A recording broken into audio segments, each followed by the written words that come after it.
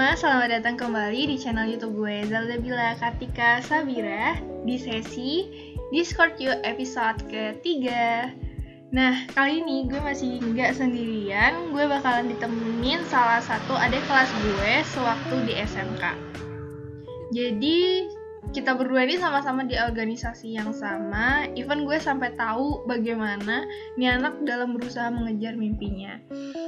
Nah, yang datang ini tuh juga nggak cuma aktif organisasi sih, tapi Masya Allah, pintar banget ngajinya. Dan maka dari itu, gue undang dia ke sini karena gue pengen dengerin ceritanya dalam mengejar mimpinya.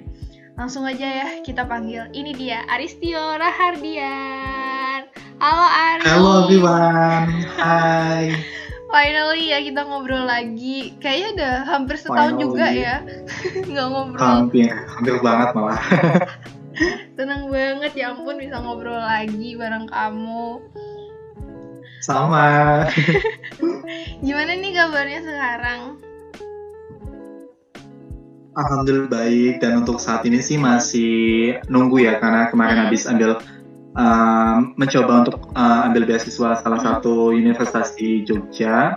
Untuk ambil beasiswanya itu lagi nunggu pengumuman sih, karena kemarin habis beberapa kali tes dan wawancara juga ya, semoga rezekinya sih gitu. Amin ya, amin.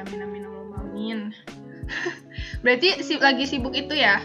Lagi sibuk ngurus apa sih namanya? Berkas dan sebagainya. Tahap-tahapnya ya. Berarti udah di tahap terakhir? Sudah di tahap akhir, tinggal pengumuman aja. Ya Allah, dikit lagi woy. Tapi sih literally asli lo tuh yang bikin gue penasaran sama hidup lo dalam mengejar mimpi. Kayak salah satunya tuh which is di lulusan terbaik kan di angkatan SMK tahun ini.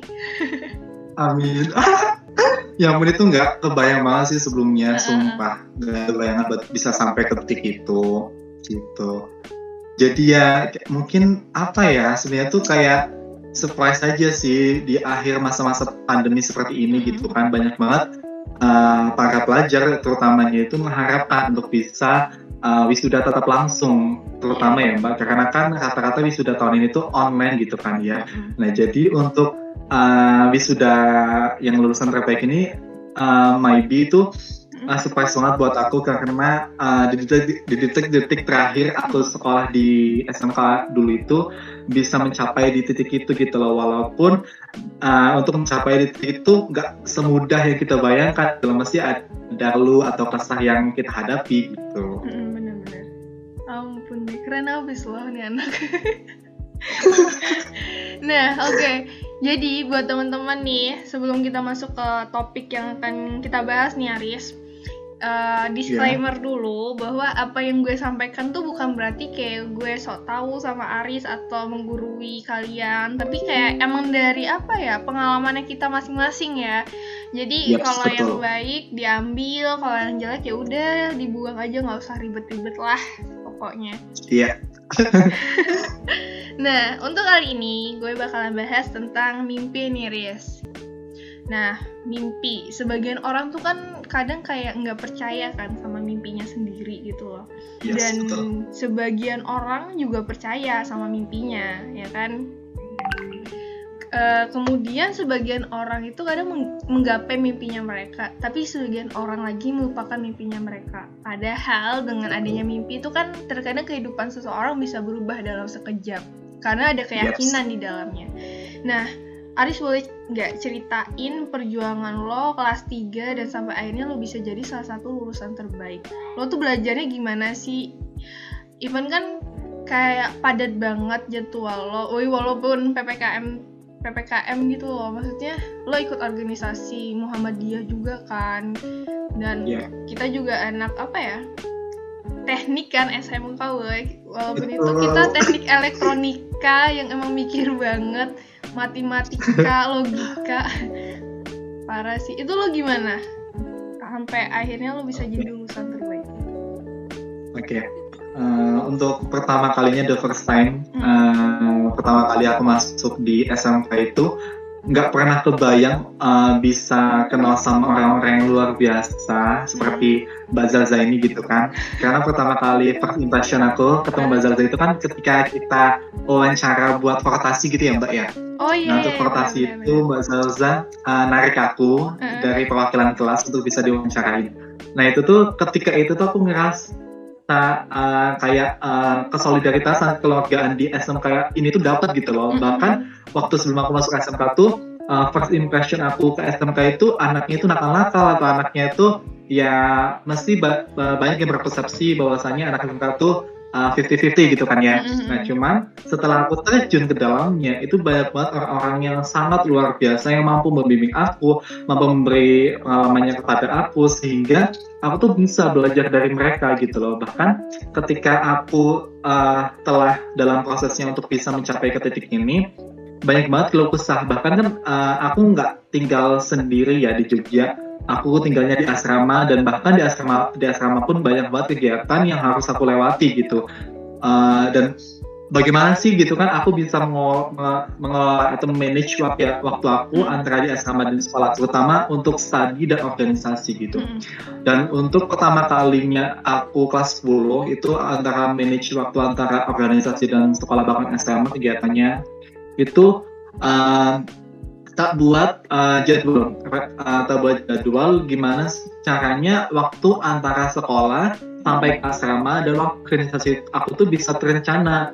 Karena menurutku ketika kita mampu manage waktu kita dengan baik, itu rencana kita tuh bahkan tercapai juga gitu loh. Beda sama ketika kita cuman mematok waktu ini harus kegiatan ini, waktu ini harus kegiatan ini gitu loh. Nggak ada rancangan kegiatannya gitu loh. Itu malah membuat kita lebih terbengkalai kegiatan dalam artian sering kegiatannya banyak yang tabrakan gitu kan. Nah jadi ketika aku membagi waktu atau manage waktu antara studi dan organisasi, aku sering membuat jadwal apa yang harus aku lakukan hari ini dan apa yang harusnya aku lakukan hari ini gitu loh. Karena menurutku do your best at any moment that you have gitu loh. Kita harus melakukan sesuatu yang terbaik dalam hidup kita gitu loh.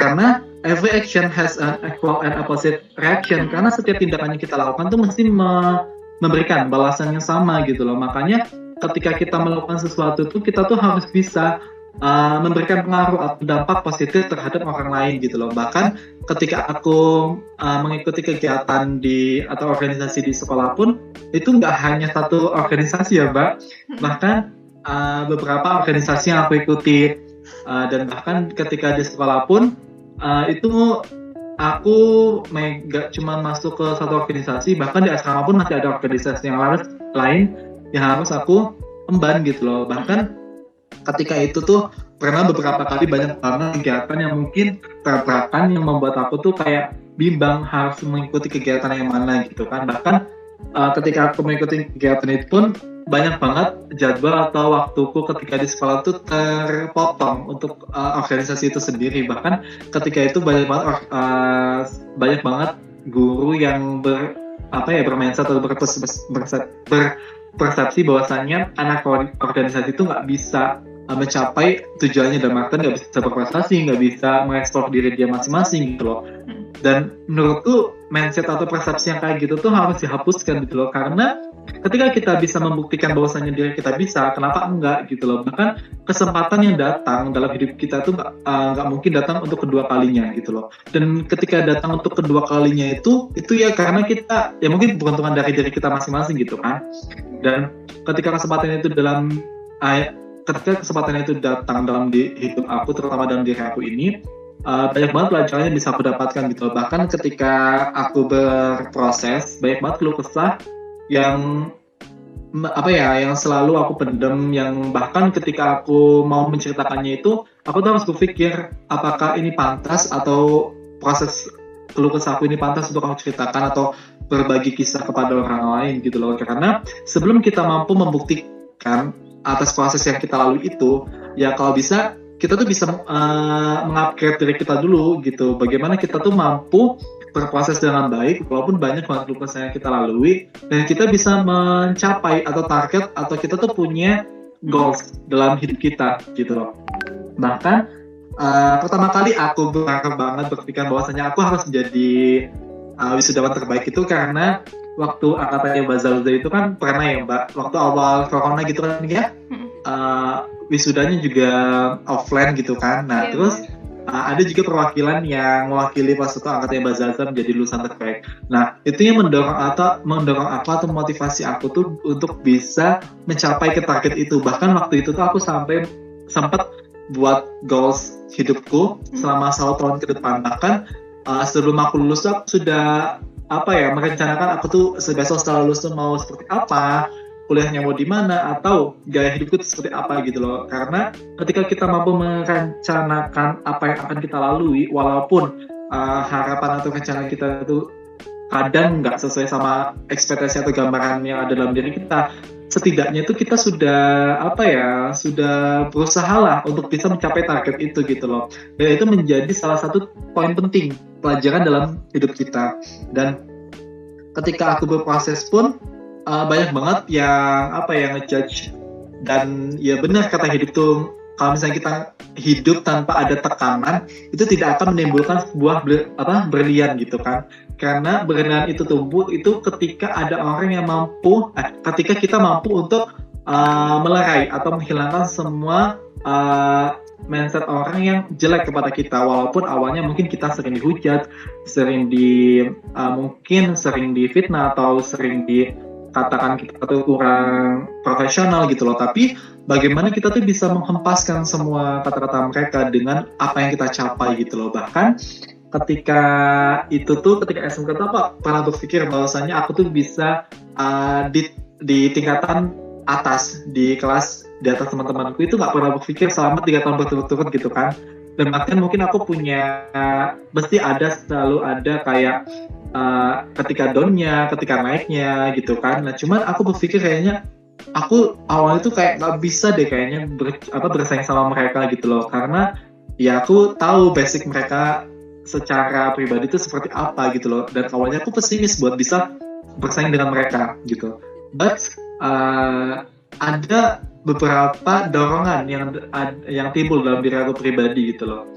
Bahkan ketika aku di asrama pun, kan aku asramanya bukan asrama yang boarding school atau apa ya Mbak. Dan itu tuh panti asuhan cuman semi pesantren gitu.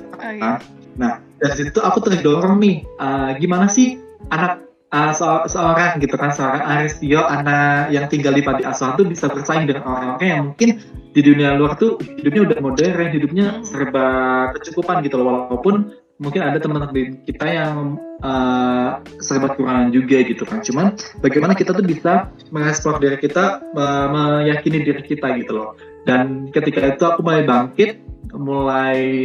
bangkit gitu kan. Dan ketika di titik itu awal pertama kali aku semester 1 kelas 10 tuh bisa mencapai titik teratas di kelas tuh, rasa bangga tuh selalu ada gitu loh. Bahkan ketika ada beberapa semester yang nggak mengeluarkan ranking di kelas, itu membuat aku kayak gimana sih rasanya tuh kayak beda gitu loh, nggak ada semangatnya atau nggak ada motivasinya untuk lebih berjuang lagi gitu kan. Nah makanya dari itu ketika aku mencapai ke titik secara bertahap-tahap itu, aku selalu mengupgrade diri, mengevaluasi diri, apa sih kurang aku selama 1 semester ini, apa sih yang harus aku perbaiki selama 1 semester ini gitu loh. Jadi ketika aku bisa secara berdasar itu bisa terdapat atau selalu berada di tingkatan teratas, itu sangat bersyukur gitu loh. Tapi bersyukur kita itu jangan cuma untuk diri kita sendiri, tapi dorongan dari orang tua, doa restu dari orang tua gitu kan. Itu selalu menemani diri Aris pribadi, karena Aris selalu meminta doa restu dari orang tua Aris selama ketika Aris melakukan kegiatan apapun, entah itu ujian atau entah itu tes apapun itu, karena doa orang tua tuh mesti menjadi tolak ukur keberhasilan kita gitu loh. Jadi ya ketika kita mau berusaha sebesar apapun, ketika kita tidak direstui orang tua kita tuh, kita nggak bisa mencapai titik itu gitu loh. Bahkan ketika kita memohon doa restu kepada orang tua pun, tanpa kita ketahui itu orang tua telah merestui kita. Tapi setidaknya bagaimana kita menjadi seorang pribadi atau sebagai seorang anak bisa mengabdi atau berbakti pada orang tua kita gitu loh. Walaupun jarak itu selalu memisahkan kita, tapi jangan sampai doa atau ikatan batin seorang anak dan orang tua itu terpisah seperti itu. That's real, benar banget. Kayak berarti ini ya, jadikan kekurangan kita itu sebagai challenge kita untuk menyingkirkan stigma-stigma buruk orang lain tentang kita. Jadi kayak kita buktiin gitu kan kekurangan kita jadiin challenge, terus stigma mereka yang buruk tentang kita buktikan. Bener-bener. Betul banget gitu. Parah sih. Nah itu kan tadi adalah cerita dari perjuangan lo nih, Riz. Nah terus ada nggak sih yang mempengaruhi perspektif lo sampai lo sekarang ada di titik ini? Mungkin mulai dari bacaan lo yang mempengaruhi perspektif lo, atau video-video yang lo lihat, ada nggak? Kalau itu sangat ada banget ya Mbak, karena aku dapat kutipan ketika aku membaca itu, dapat kutipan di salah satu ayat di surat ayat di kitab Al-Quran ini, yaitu terdapat di, kalau nggak salah, di surat Al-Ankabut ayat 6 yang artinya ini, aku bacain artinya aja ya. Iya, boleh. Artinya ini, barang siapa yang bersungguh-sungguh, maka kesungguh-sungguhannya itu akan berbalik, atau kebaikan yang akan dia lakukan itu akan berbalik dalam diri mereka masing-masing gitu loh. Nah, dari ayat tersebut aku kayak mengutip bahwasanya apa yang kita lakukan itu yang akan balik kepada kita, entah itu tindakan baik, entah itu tindakan buruk gitu kan. Itu yang akan balik kepada diri kita. Tapi bagaimana kita tuh bisa memfilter diri kita, apa yang kita lakukan, apa yang kita berikan kepada orang lain gitu kan. Karena menurutku has a good influence on others gitu loh, karena memberikan pengaruh baik kepada orang lain itu tuh berpengaruh juga buat kita gitu loh. Ketika kita mampu memberikan hal-hal atau dampak positif terhadap orang lain itu juga bakal feedback lah kepada kita. Nah, dan untuk selanjutnya itu sih tadi stigma orang yang mungkin membuat aku terlalu berkeinginan untuk bisa mencapai titik itu tuh ketika mereka ngejudge, kemudian ya kita harus berani untuk men-challenge diri kita, apapun itu tantangannya gitu kan. Karena setiap apa yang orang lain berikan kepada kita, apalagi itu omongan yang mungkin terasa menurut kita tuh kurang bagi diri kita dan bisa membuat kita down, dan itu yang menjadi keinginanku atau gairahku untuk bisa lebih maju itu gitu loh. Jadi perspektif atau dorongan yang muncul hingga aku mencapai ke titik itu karena setiap kali aku sedih atau setiap kali aku down di beberapa titik yang mungkin belum mampu aku lewati, dan aku akhirnya bisa mampu melewati titik itu tuh, yaitu tadi kita tuh nggak boleh jauh sama Allah gitu loh. Kita tuh harus selalu berdoa, kita tuh harus bisa menceritakan apa yang kita rasakan kepada yang di atas gitu loh. Karena belum tentu apa yang kita rasakan kepada diri kita, ketika kita menceritakan kepada orang lain, orang lain itu berempati terhadap diri kita gitu loh. Bahkan ada beberapa orang ketika kita menceritakan masalah hidup kita atau keluh kesah diri kita tuh malah lebih ngejudge diri kita tuh, bahkan bisa mengompor-komporin diri kita gitu loh, agar kita tuh lebih terbakar gitu kan. Nah, tapi menurutku tempat cerita yang paling baik atau paling benar itu ketika kita mampu memanjatkan setiap keluh kesah atau doa kita kepada Tuhan gitu yang di atas. Karena apapun kondisi kita, itu tuh kita nggak bisa tergantung pada orang lain gitu loh. Walaupun kita tuh makhluk sosial ya Mbak.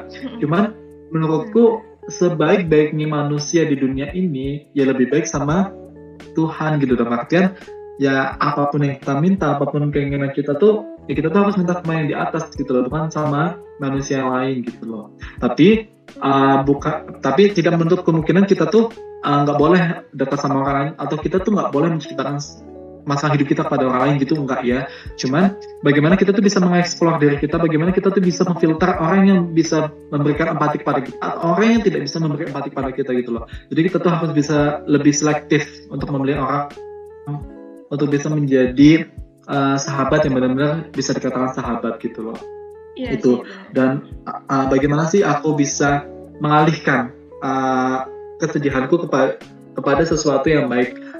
Aku sering sih mengeluarkan keluh kesah atau masalah dalam hidup aku tuh ya lewat aku menulis gitu kan, karena menurutku ketika kita menulis terus bahkan kita bisa meneteskan air mata tuh kayak kita tuh lagi cerita atau kita tuh lagi curhat dalam diri kita sendiri gitu loh.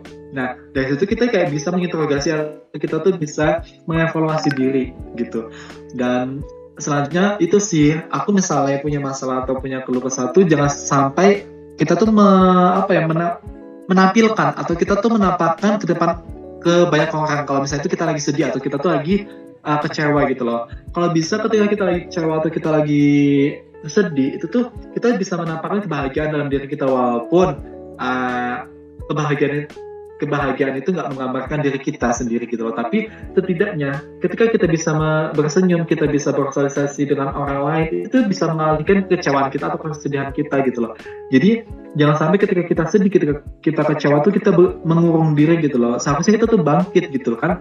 Kita bangkit dan kita tuh bisa mengeksplor diri kita lebih dalam lagi. Bahkan jangan sampai kita menampakkan kesedihan kita, tapi kita harus selalu tersenyum gitu loh apapun kondisinya. Karena tersenyum itu menurutku ya pribadi, karena aku telah melewati hal tersebut, tersenyum itu bisa melupakan segalanya walaupun nggak sepenuhnya gitu kan. Karena ketika kita bisa membuat diri kita bahagia, hal-hal kayak kesedihan atau kecewaan tuh bisa terhindar sendirinya gitu loh. Dan jangan sampai itu sih tadi pesanku, jangan sampai kita tuh lupa sama yang di atas gitu loh. Apapun kondisinya kita harus tetap menceritakan itu kepada yang di atas, walaupun yang di atas tuh tahu apa yang kita lalui gitu loh. Dan menurutku yang di atas tuh mesti punya jalan terbaik atau alur yang terbaik buat diri kita gitu sih Mbak. Bener banget. Karena apa yang udah kita lakukan ya, kayak kamu bilang tadi tuh, kalau kita bersungguh-sungguh gitu loh, bakal ada feedback balik kan ke kita. Karena semakin kita growing older, itu kan kita jadi kebaikan yang udah kita buat saat muda tuh balik lagi di masa tua kita gitu loh. Karena kita udah ngelakuin yang terbaik buat diri kita gitu loh. Iya bener. Dan yang terakhir nih Riz, ada nggak sih kayak yang pesan yang ingin lo sampaikan ke teman-teman tentang topik yang kita bahas kali ini? Ada nggak pesan singkat yang ingin lo sampaikan ke teman-teman? Untuk one message aku buat teman-teman semuanya gitu kan, itu yang selalu menjadi patokan juga sih buat aku ketika aku lagi sedih atau ketika kita lagi berada di titik terendah dalam hidup kita gitu loh. Kita tuh jangan sampai ngerasa kita tuh sendiri gitu loh. Kita tuh harus bisa meyakinkan diri kita tuh nggak sendiri. Banyak orang yang peduli sama kita, banyak orang yang selalu mendukung kita gitu loh. Jadi do your best at any moment that you have gitu loh. Lakukan yang terbaik ketika kamu mempunyai momen itu gitu loh. Karena kamu memilikinya gitu loh. Kamu harus melakukan sesuatu yang terbaik gitu. And every action has an equal and opposite reaction. Karena setiap tindakan akan mendapatkan balasan yang sama gitu sih. Jadi ketika kita melakukan sesuatu, kita juga harus memberikan pengaruh, bahkan dampak terhadap orang lain. Karena itu juga berpengaruh dalam diri kita sendiri gitu loh. Dan jangan ngerasa sedih ketika kita merasa di titik terendah, karena yang di atas selalu menyiapkan segala sesuatu yang terbaik buat diri kita. Seperti itu. Gila sih. Parah. Tapi pesan lo sangat menyentuh hati gue sekali, Aris, ya ampun. Oh my god. Karena itu tadi yang lo bilang, kayak apa yang kita lakuin ke orang tuh harus ada impact-nya gitu loh. Jangan kayak cuma sekedar kita bantu orang tapi nggak ada impact-nya, kan sama aja ya. Itu sih benar banget. Itu juga gue pegang itu juga, hal itu. Parah. Thank you banget Aris, udah luangin waktunya buat jadi bintang tamu di podcast gue. Serius, asli ya. Literally yang lo sampein tuh bener-bener kena banget. Iya, semoga aja sih bisa mengambil hal baiknya ya Mbak ya. Dan hal buruknya itu jangan sampai diambil gitu sih. Bener banget itu. Bener banget. Jadi bisa buat pelajaran buat teman-teman yang lagi nonton podcast gue. Dan thank you banget Aris, makasih ya sekali lagi. Ya, sama-sama. Mudahan lolos beasiswa di UMN ya. Amin. Nah, Thank you Mbak Zalza. Iya, sama-sama. Nah, thank you juga buat yang udah nonton video gue di episode ketiga ini. Silahkan di like and subscribe. And see you next time. Bye-bye. Bye-bye.